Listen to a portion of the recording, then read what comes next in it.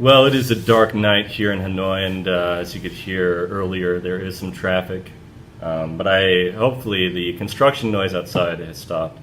It's almost cliche. I've seen in so many vlogs is like people talk about construction noise. You really can't hear it because the microphone is focused on hearing me here in the present. So anyway, thank you for coming back to Jinka Jabo. Again, the rain is just keeping me home, so I've got to work in the morning, so I'm getting ready for that. But I just thought I would make some videos and play the Godfather theme. It took me forever to play, but it was a lot of fun learning that.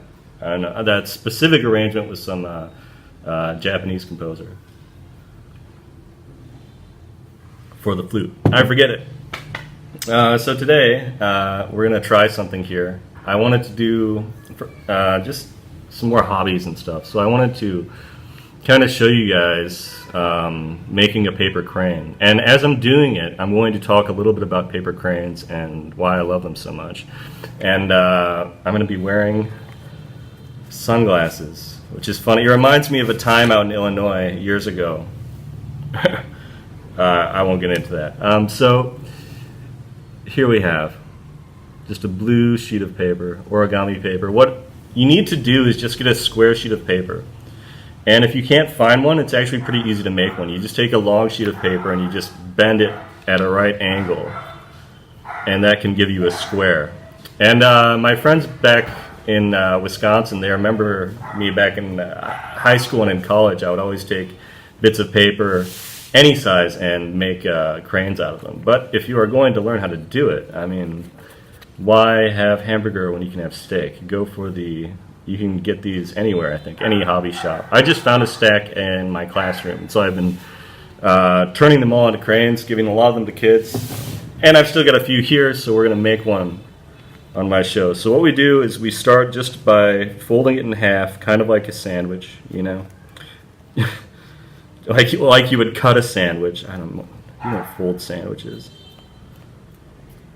And that gives you this. So you've got this, you got that nice 90-degree right angle. You just fold it right in half right there. That's pretty cool. Okay, and this is the most important fold, I would say. And this is the one that I practice the most. This is the one that it's the hardest to get right, because once you do everything else, there's leeway, you can make adjustments, you can change it around, but you still get a basic bird in the end, which is the whole goal. But you have to make sure it's just perfect. I almost want to take my glasses off to be sure. No, I can see it. This nice blue color. Okay, so then we do it again. This time we're connecting this corner over here. We're connecting these two corners. Okay, so then we get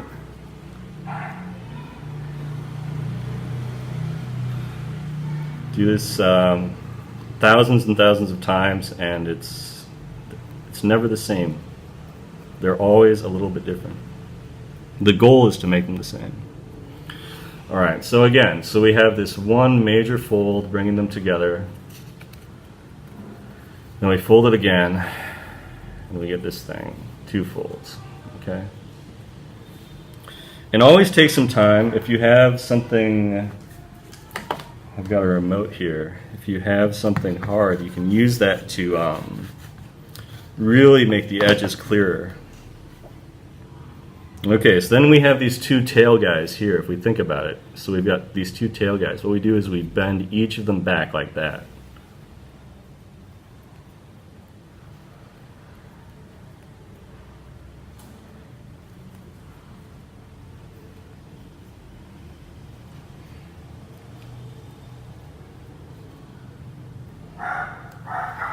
Okay, so then we've got kind of all together, it looks like this thing. It's important to get a sense of the shapes that you're making and what it kind of looks like once you loosen it up, okay? From here, we're going to turn these out. We're going to push these out and fold them back in to give us another square shape, like this. We see that. Boom, that's one side, okay? We opened it up. I wonder how this looks. It is dark in here. I mean, it's a rainy night. I probably should have turned the headlight on. Let's see. Okay, so we've got that. And then we've got this other side. Just do it over again.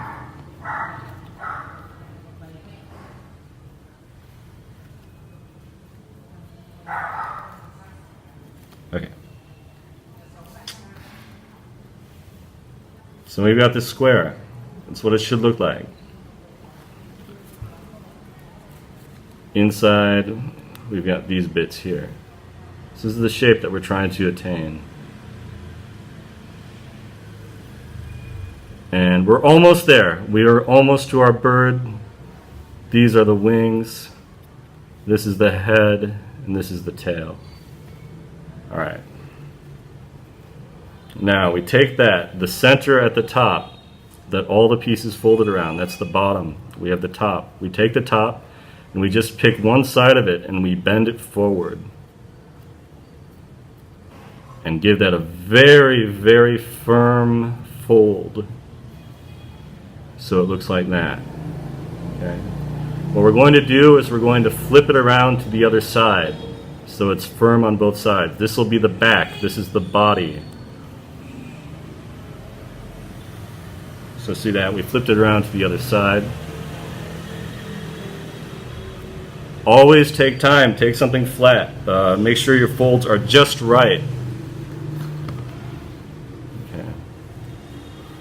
Now this is another hard step. We take this part hanging out in front here.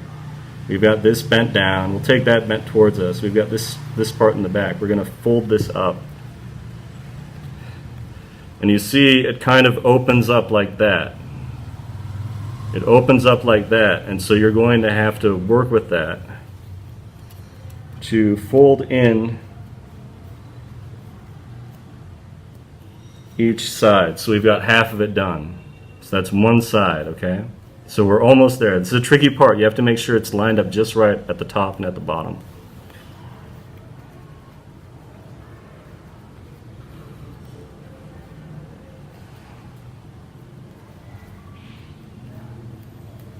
Always take time to have some coffee.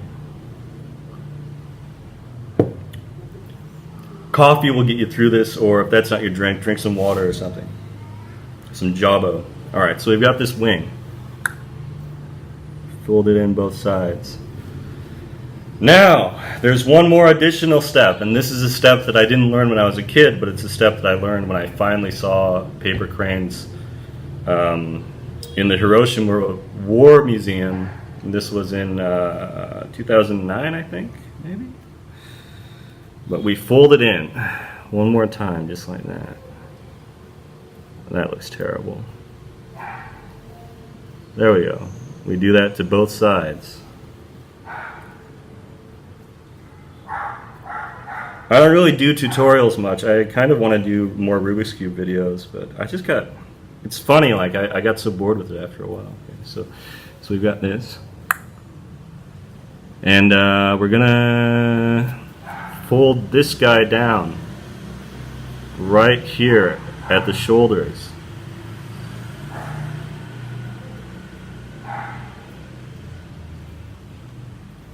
And that is a wing. That's a wing. And the other guy.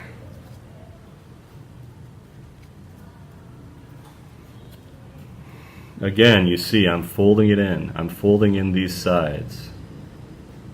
Trying to make it nice and even. This is the top of the wing. This is the wing. This is the tail and the head down here.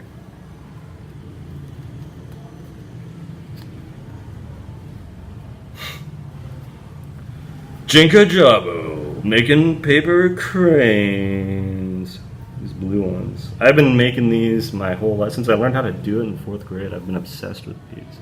And like I said, I went to Hiroshima in 2009, I think it was, like almost 10 years ago. And it's a city of paper cranes. They're everywhere. It's the symbol of peace. And it's, I don't know how to make anything else, origami really. But why would I ever make anything else? Like, it's the symbol of peace. You take any square of paper anywhere you go in the world, and you can make a toy. And if you make one, and just give it to someone as like a gift, or leave it on a table or something, people take them. It's beautiful. So I encourage everyone to make paper cranes. So then we folded down the other wing. Wing, wing, wing, wing. We're almost there. Now we got to open up these other sides. And we've still got these long pieces, right? We're going to flip this one up.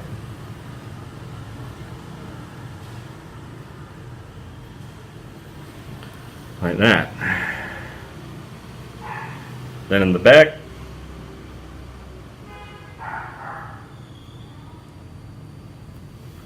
like so. And then give it a little head. Just a little head. A beak. I guess you would call it a beak. Then it's ready to fly. You open up its wings and hold it up for the world to see. Don't drop it. And you can write a secret message inside of it.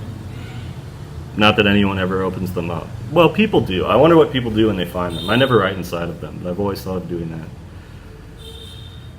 And any receipt, anytime, you know, you're fidgety and you want to pick something up and you don't have a Rubik's Cube and you don't have your phone and you don't have whatever, you can always make one of these.